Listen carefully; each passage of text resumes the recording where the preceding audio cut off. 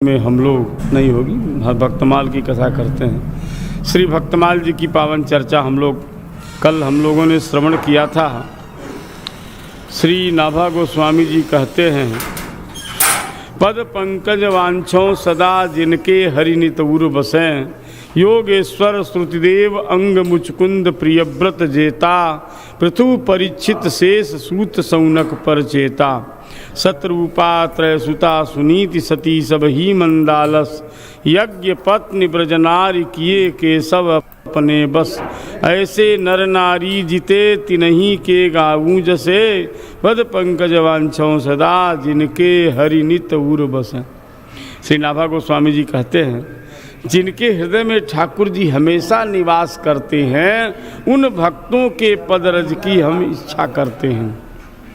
किनके हृदय में ठाकुर जी हमेशा निवास करते हैं? तो जो भजन करे निष्काम, जो कामना से शून्य होकर किसी भी प्रकार की इच्छा न हो और भगवान का भजन करते हैं, उनके हृदय में भगवान को विश्राम मिलता है। इसमें हम लोगों ने कल श्रुतदेव जी का चरित्र श्रवण किया था। ये श्रुतदेव ब्राह्मण देवता मिथिला के ब्राह्मण हैं। जब इनके यहाँ भगवान पधारे तो भगवान का दर्शन करके इतने मगन हो गए महाराज कि भगवान के साथ में संत लोग आए थे, उनको भूल गए, संतों का सम्मान नहीं किया। तब ठाकुर जी को श्रुतदेव ब्राह्मण को लक्ष्य करके भगवान ने बड़ा सुंदर उपदेश किया है। भगवान कहते हैं, देखो हमारी सेवा बने चाहे न बने, पर संतों की सेवा जरूर होनी चाहिए।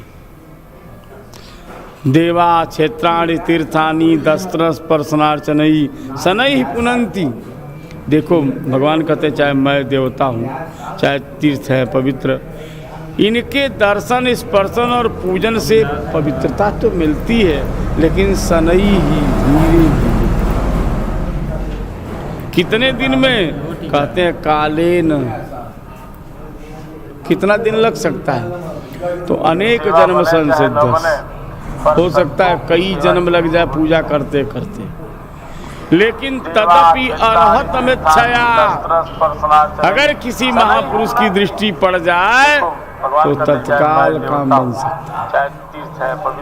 इसलिए संतों की सेवा करनी चाहिए। कल बड़ा सुंदर पद्म पुराण का भगवान शंकर जी का वाक्य आप लोगों को बताया था। आज श्री अंग महाराज का चरित्र स्मरण कर रहे हैं। अंग जी ध्रुव जी के वर्ष में बड़े उत्तम राजर्षि हुए हैं। अंग महाराज, इनके पिता का नाम उलमुख है, माता का नाम पुष्करणी है। अंग जी की प्राप्ति बड़ी तपस्या के पश्चात हुई है। माता पिता ने बड़ा तप किया, तब अंग जैसा पुत्र मिला। शील, स्वभाव, साधुता, ब्रह्मण्यता, अनेक सद्गुण बाल्यावस्था से ही विराजमान थे। एक बार इन्होंने यज्ञ किया, अश्वमेध यज्ञ। विशुद्ध ब्राह्मण लोग आए, वैदिक मंत्रों से आवाहन कर रहे हैं, पर एक भी देवता नहीं आ रहे हैं, आहुति नहीं ले रहे हैं। तब ब्राह्मणों ने कहा जजमान से, राजन हम लोगों के मंत्र में कमी नहीं है, पदार्थ भी शुद्ध है, फिर भी देवता आहुति नहीं ले रहे हैं। तो जजमान पहले बड़ा नियम से लोग रहते थे, जब तक यज्ञशाला में बैठे तब तक मौन रहते थे। तो ब्राह्मणों की आज्ञा लेकर उन्होंने मौन तोड़ा और कहा, महाराज बताइए कहाँ त्रुटि है, कहीं न कहीं कमी तो जरूर है, आखिर देवता आ क्यों नहीं रहे हैं? ब्राह्मणों ने कहा, महाराज और तो कोई कमी नहीं दिख रही है, पर एक कमी है, आप पुत्रहीन हैं। अंग ने कहा, हमने कोई अपराध तो जानने में नहीं किया। कहा, इस जन्म में नहीं किया आपने, लेकिन पूर्व जन्म का कोई अपराध आपका है, जिसके कारण आपको कोई संतान नहीं है। और कहा, महाराज बताइए कहाँ त्रुटि है? अंग ने कहा, तो बताइए क्या किया? कहा, कोई बात नहीं, आप पुत्रेष्टि यज्ञ करिए, हमें पूरा भरोसा है, पुत्रेष्टि यज्ञ से आपको पुत्र की प्राप्ति होगी। तब अंग महाराज ने पुत्रेष्टि यज्ञ किया। अग्नि कुंड से एक दिव्य पुरुष स्वर्ण पात्र में सिद्ध खीर लेकर प्रकट हुए। राजा को चरु प्रदान किया है। राजा ने वह चरु अपनी पत्नी को दे दिया। इनकी पत्नी का नाम सुनीता था। यज्ञ भगवान के प्रसाद से पुत्र की प्राप्ति हुई। चमत्कार देखे क्या हो रहा है। कभी कभी ऐसा लगता है कि हम लोग इतने धर्मात्मा, हमारा बेटा नालायक क्यों हो गया। कभी कभी लगता है माता पिता बड़े सदाचारी हैं पर बेटा महाउदंड महाबदमाश हो जाता है। गुरु जी बड़े भजनांदी हैं और जो है चेला महाविषयी लंपट हो जाता है। ऐसा कैसे होता है। यहाँ दे रहे अंग महाराज गुरु जी के वंश में पैदा हुए। यज्ञ के प्रसाद से लड़का पैदा हुआ। तो लड़का कौन हुआ? बेन, जिसके बारे में गोस्वामी ने लिखा अधम न बेन समा। बेन जैसा, देखो नल खुला लगता बहुत। अधम जैसा मैंने बेन जैसा अधम आज तक कोई हुआ ही नहीं। गोस्वामी जी कहा अधम न बेन समा। अब आप इतने से समझ लीजिए क्यों ऐसा हुआ। तो सामान्य रीति क्या है? गाय पे पूत पिता पर घोड़ा अधिक नहीं तो छोड़म भाई। जैसा होता वैसे बेटा होता जैसी है सामान्य रूप से। पर कभी कभी इसका अपवाद हो जाता है। माता जो सुनीता थी ये मृत्यु की बेटी थी। मृत्यु तो धर्म के वंश में आते हैं। तो मृत्यु की बेटी होने से जो इनके नाना है ना, नाना का गुण धर्म होता है। अब आप देख लीजिए। तो कभी कभी पिता का गुण धर्म बेटा में आ जाता है, कभी कभी नाना का गुण धर्म चला आता है। तो लड़का तो अंग का हुआ, यज्ञ के प्रसाद से खीर से लड़का हुआ है, लेकिन महाउदंड लड़का। लिखा है क्या पशु क्या पक्षी क्या मनुष्य कोई भी मिलता सबको पीटता महाराज। छोटे छोटे बच्चों को लेकर कुआं में फेंक देता। पूरे नगर में हल्ला मच गया। उसको देखते ही लोग चिल्ला उठते बेन आ गया बेन आ गया बेन आ गया। पूरे नगर में निंदा होने लगी। महाराज कैसा लड़का पैदा हो गया। महाराज अंग को पता लगा। अंग ने बेटा को समझाने का प्रयास किया पर वो कुछ नहीं। कितना भी कोशिश करिए महाराज स्वभाव नहीं बदला उसका। अंत में बेन को लगा। अब देखो बेन जी ने बड़ा सुंदर उपदेश यहाँ दिया है। बेन जी कहते हैं जिस गृहस्थ को लड़का नहीं है वो बहुत बड़ा तपस्वी है, बड़ा ही पुण्य आत्मा है। जिसको बेटा नहीं है और जिसको बेटा हो गया महाराज वो निश्चित ही कोई न कोई पाप किया होगा तभी उसे बेटा हो। बताओ लोग बेटा के लिए परेशान होते हैं। ऐसा बेटा होगा रातों दिन जीना हराम कर दिया। तो इन्होंने लिखा है महाराज जिनके पुत्र नहीं है उन्होंने पूर्व जन्म में भगवान की आराधना जरूर की होगी तब भगवान बेटा नहीं दिए उनको। बाद में कहते हैं देखो दो बेटा होते हैं, एक कपूत एक सपूत। तो सुपूत बेटा जब हो जाता है तो आसक्ति बढ़ने लगती है। बढ़िया बेटा मिल जाए आपके आज्ञाकारी बेटा तो धीरे धीरे ममता और आसक्ति बढ़ते जाती है। थोड़ा घमंड भी, अरे हमारा बेटा है ऐसा बेटा। अगर बेटा कुपूत हो जाए नालायक हो जाए तो धीरे धीरे आसक्ति टूट जाती है। ये कह रहे हैं सुपुत्र की अपेक्षा कुपुत्र होना बहुत बढ़िया बात है। अगर कुपुत्र बेटा होगा तो बहुत जल्दी घर से बैराग हो जाएगा।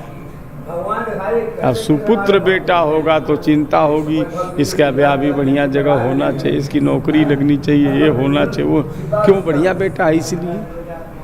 और नालायक होगा तो तुरंत घर छोड़ने का मन होगा। तो ये कहते हैं सुपुत्रादप्य हम मन्ये कुपुत्रम वैराग्यदायकम। कुपुत्र जो है कम से कम घर गृहस्थी के मोह माया को छुड़ा देता है, इसलिए कुपुत्र ही ठीक है महाराज। ऐसा मन में विचार किया और मन संसार से हट गया। एक दिन रात्रि में घर से निकल पड़े महाराज, फोटो जंगल में चले गए। अब उनकी प्रजा पुरोहित मंत्री सुहृद खूब खोजे महाराज, लेकिन नहीं मिले। कैसे नहीं मिले? जैसे कुजोगी पुरुष को हृदय में बिहारी ठाकुर जी नहीं मिलते, सन्मुख है सूजत ने, ऐसे ही नहीं मिले। अब वो चले गए जंगल में। तो आपसे कहना आप भेज रहे हैं जंगल में जाकर क्या कर रहे हैं? उन्होंने सोचा कानन जाई भजो जदुराई, माया और डीठ नहीं आई। जंगल में जाकर भजन करेंगे तो माया सामने नहीं आएगी, माया का चक्कर ही नहीं रहेगा। वन में करहीं साधु की सेवा, साधु छोड़ पावे नहीं देवा। और जंगल में जाएंगे तो संत महात्मा मिलेंगे, संतों की सेवा करेंगे। राम रसकावली में लिखते हैं महाराज, जंगल में जब गए एक साधु के पास पहुँचे। कौवे के साधु कहो नृप पाही, कुटी देहु मेरे घर नाही।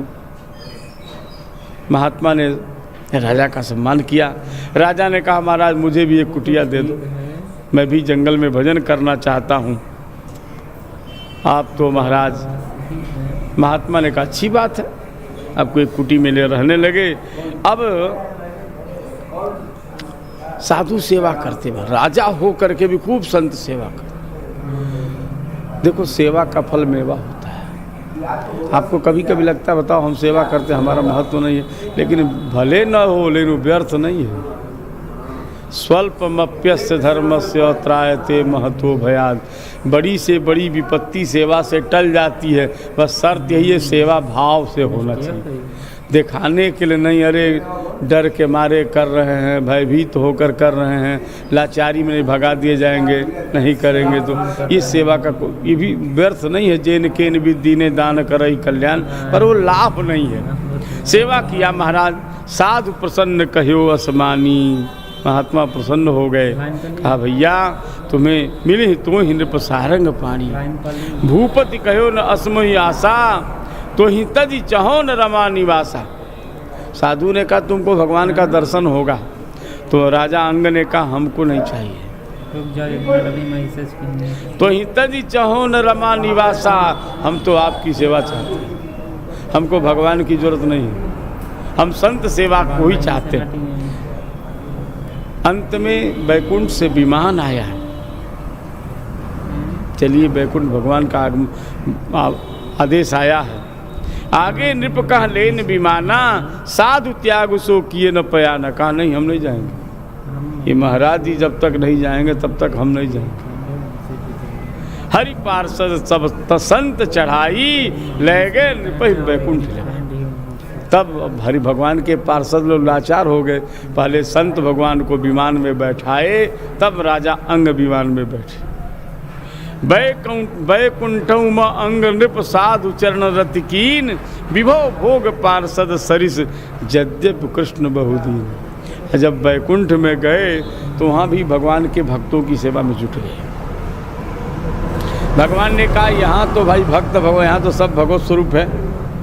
कहा नहीं हम तो संत सेवा किए हैं और हमारी आदत वही बनी, हम यहाँ भी सेवा ही करेंगे। महाराज बैकुंठौ महि जाय नृप साधु चरण रति की, वहाँ भी संत सेवा में ही लगे रहे। मान बोली अंग जी महाराज की। उसके बाद नाभा गोस्वामी जी ने मुचकुंद महाराज का स्मरण किया है। ये मुचकुंद महाराज मानधाता जी के पुत्र हुए हैं।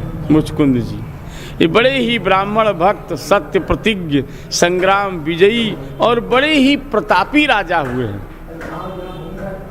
एक बार इनको लगा मैं देखूं कितना बलवान हूँ, तो अपने बल की परीक्षा के लिए अलकापुरी में चढ़ाई कर दिया। चारों तरफ से कुबेर की नगरी को घेर लिया महाराज। कुबेर ने यक्ष और राक्षसों की सेना भेजी महाराज। अब इन्होंने राक्षसों की सेना को मचलना शुरू किया। भयंकर युद्ध हुआ। इनको लगा कि मैं तो परास्त हो जाऊंगा। तब इन्होंने अपने गुरु जी का स्मरण किया।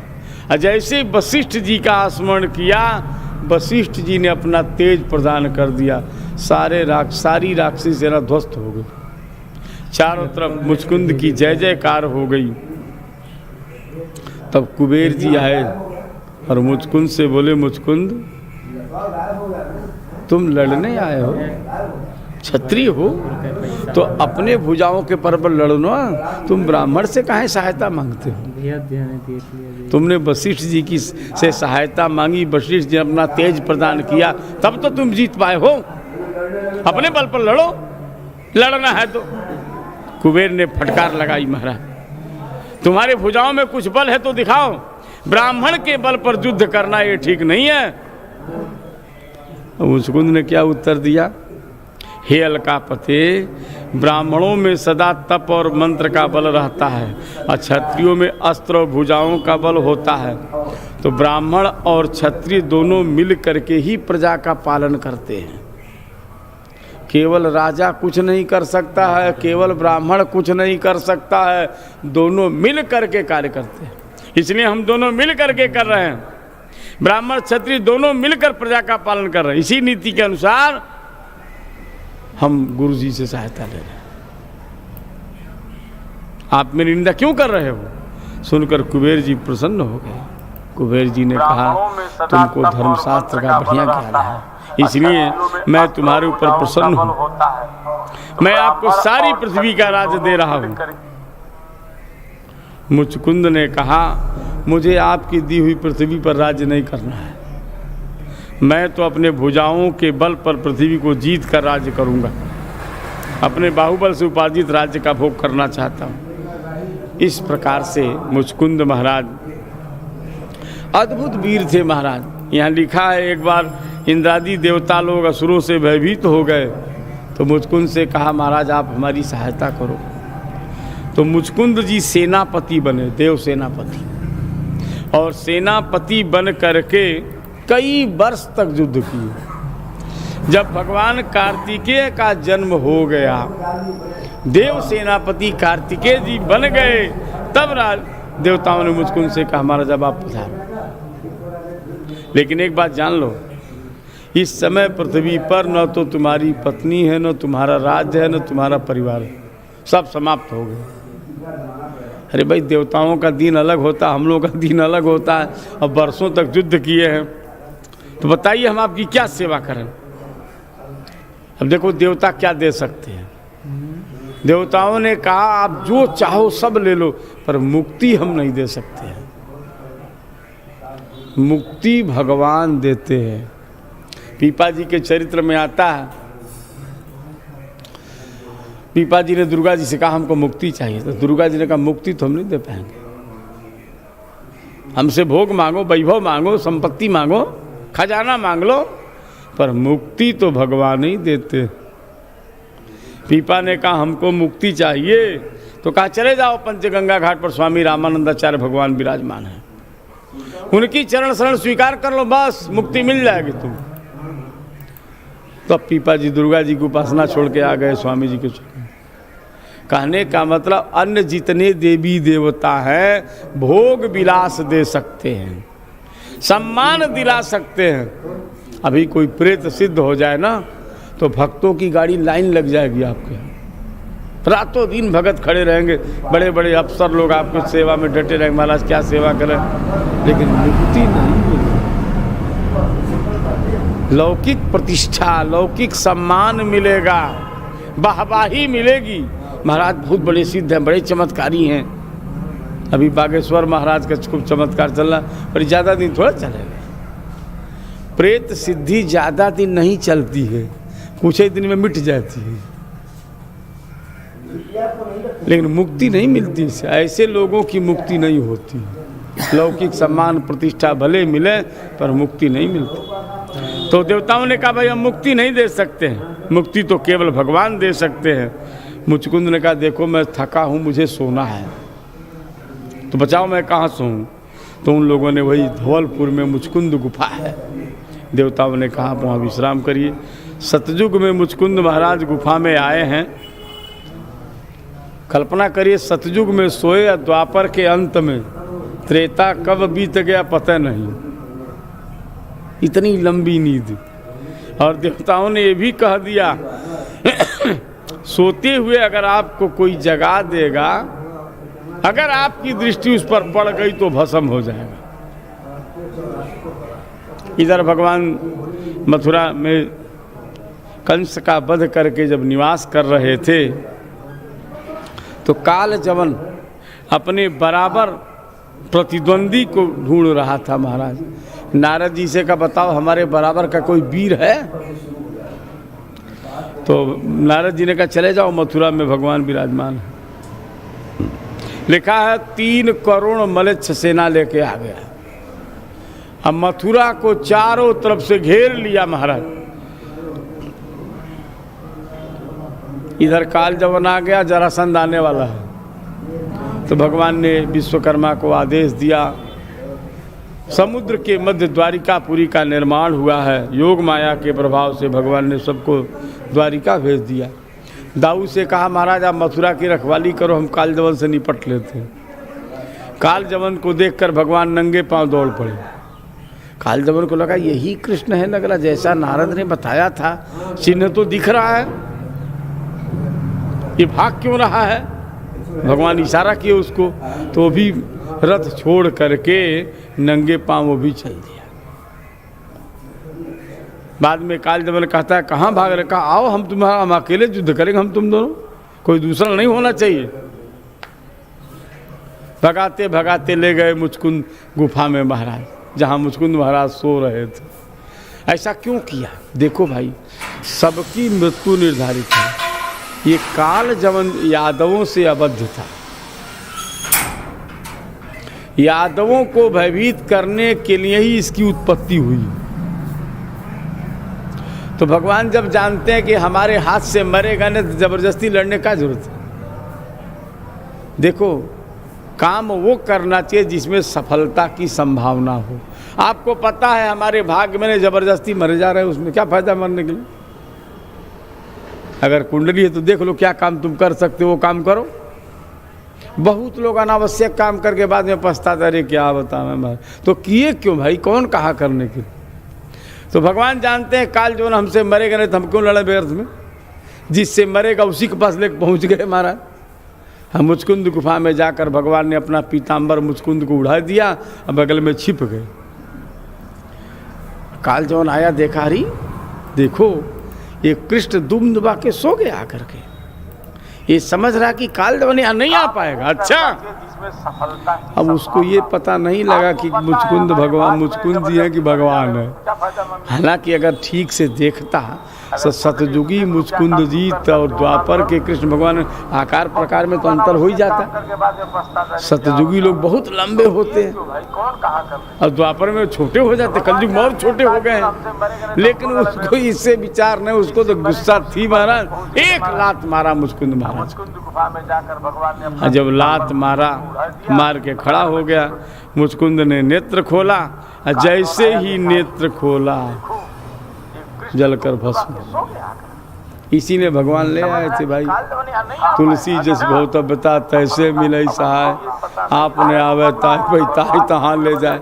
पहुँच गए वहीं वहाँ जहाँ मरना था उसको। बाद में भगवान ने मुचकुंद को दर्शन दिया है। मुचकुंद ने परिचय पूछा है, भगवान ने अपना परिचय दिया है, मुचकुंद ने भी परिचय दिया है।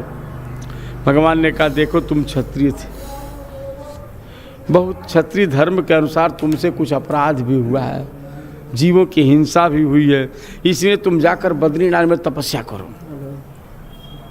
जब तुम्हारा सारा पाप निवृत्त हो जाएगा तो पुनः कलयुग में तुम विशुद्ध ब्राह्मण कुल में जन्म लेकर के हमारे परम भक्त होगे। यही मुचकुंद महाराज कलयुग में गुजरात में नरसी मेहता के रूप में प्रकट हुए। गुजरात की भूमि के बारे में लिखा है, गुर्जरे जीर्णताम गता भक्ति महारानी गुजरात में जीर्ण शीर्ण हो गई हैं। मैंने गुजरात में भक्ति का महत्व नहीं है। वहाँ लिखा महास्मारत लोग भक्ति लवलेश न जाने। महासाधु के निंदक लोग थे महाराज, साधु को देखते ही चिढ़ जाते सब। उस समय नरसिंह मेहता जी का जन्म हुआ। जिन गुर्जर धर पावन करी, गुजरात की धरती को परम पवित्र कर दिया महाराज। हजारों लाखों भक्त बनाए महाराज। और भक्ति का इस कलयुग में कहते हैं नरसिंह जी को 56 बार भगवान का दर्शन हुआ। इतने माने तेजस्वी भक्त हुए थे। तो ये मुचकुंद महाराज जी नरसिंह मेहता के रूप में प्रकट हुए। बोलिए मुचकुंद जी महाराज की। उसके बाद यहाँ श्री टीकाकार जी ने प्रियव्रत जी महाराज का स्मरण किया है। प्रियव्रत स्वयंभू मनु के बड़े पुत्र हैं। प्रियव्रत जी बाल्यावस्था से ही बड़े भक्त थे और आत्मा राम थे। देवर्षि नारद का बचपन में ही सानिध्य मिल गया इनका महाराज। तो नारद जी से सत्संग का प्रभाव कि बाल्यावस्था ही परमार्थ का बोध हो गया था। इसलिए राजा के बेटे थे, फिर भी राजपाट छोड़ करके गंधमादन पर्वत पर जाकर भगवान का चिंतन करते महाराज। इनको लगा कि प्रवृत्ति मार्ग ठीक नहीं है, अब लंगोटी लगा लेना चाहिए। गुरुदेव नारद जी से कहा महाराज मैं विरक्त होना चाहता हूँ, नैष्ठिक ब्रह्मचारी। जैसे मनु जी को मालूम पड़ा कि प्रियव्रत नैष्ठिक ब्रह्मचारी होने जा रहे हैं, मनु जी दौड़े हुए आए नारद जी को रोके। अभी तक ध्रुव जी का वंश चल रहा था महाराज, उत्तानपाद के वंश।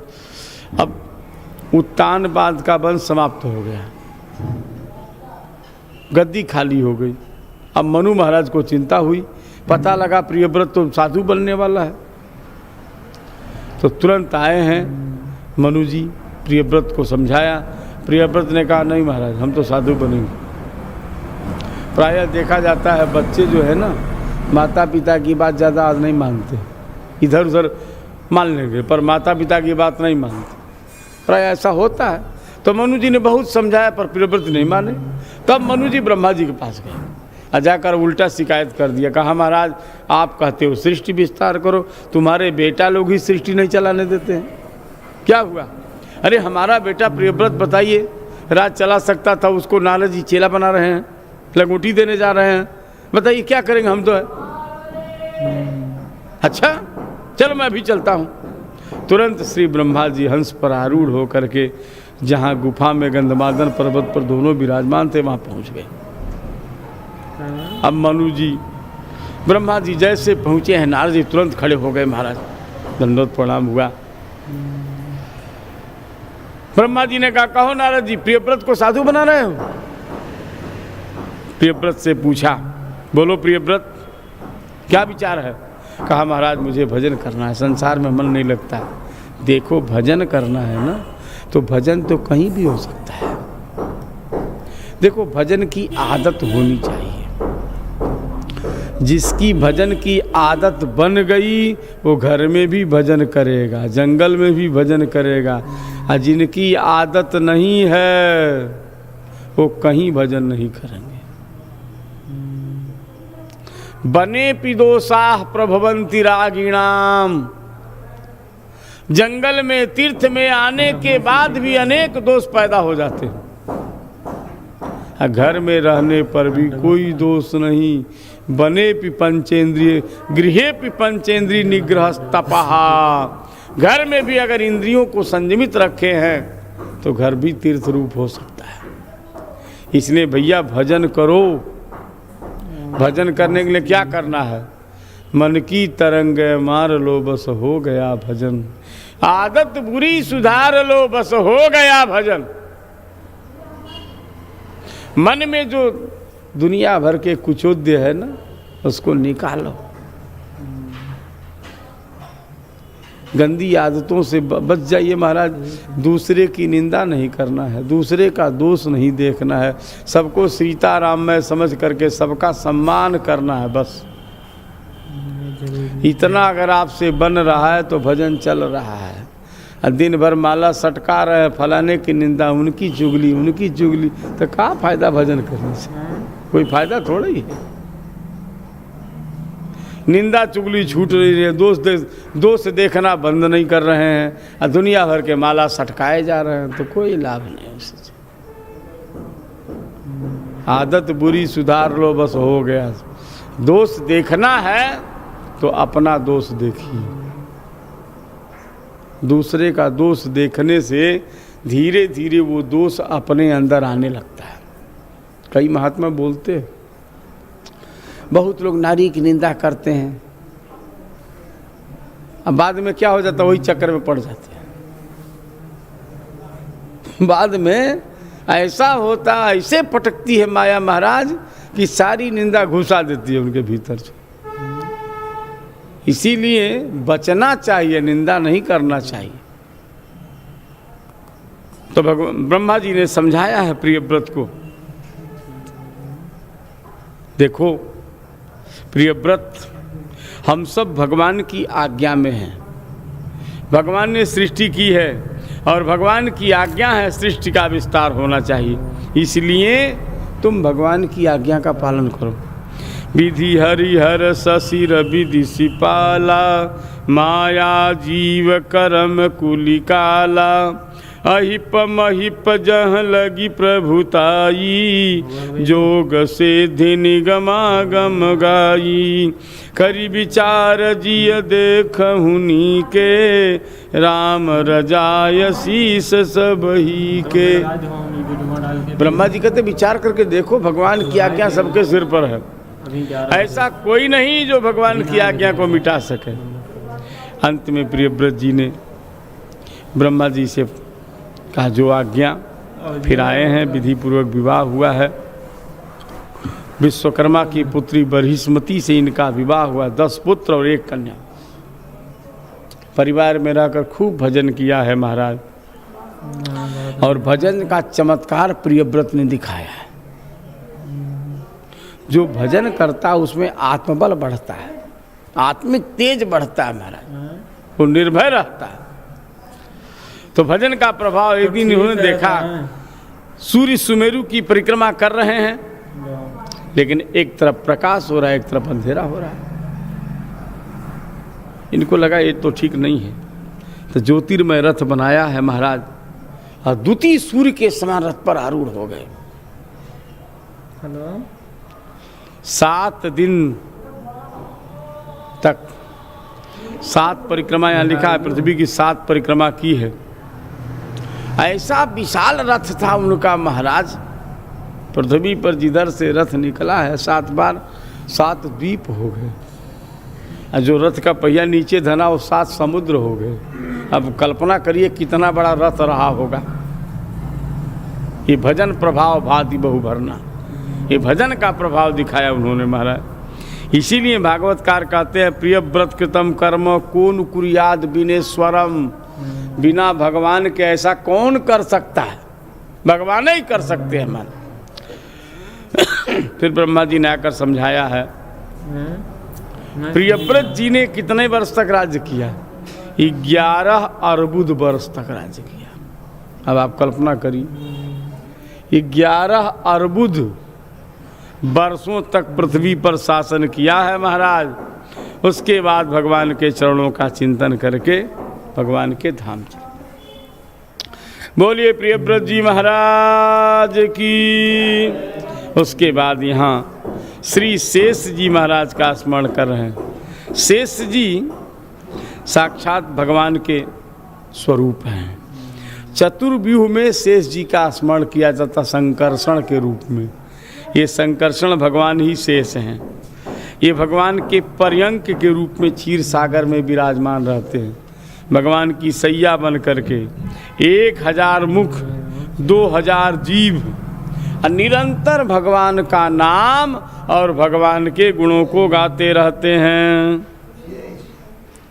एक सबसे बड़ी विशेषता क्या है, ये भगवान का नाम तो लेते हैं पर रोज नया नया नाम लेते हैं। लिखा है नए नामों का उच्चारण करते हैं महाराज। और नाम लेने में इनको इतना स्वाद आता है महाराज, इनके जीभ से लार टपकता रहता है। यहाँ लिखा है लारों का कुंड बन गया है। पहले लार संभालते नहीं हैं, हम लोग का लार तुरंत पोंछ लेंगे, वो नहीं पोंछते।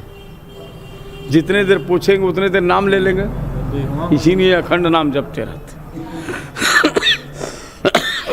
अमृत में कुंड बना हुआ है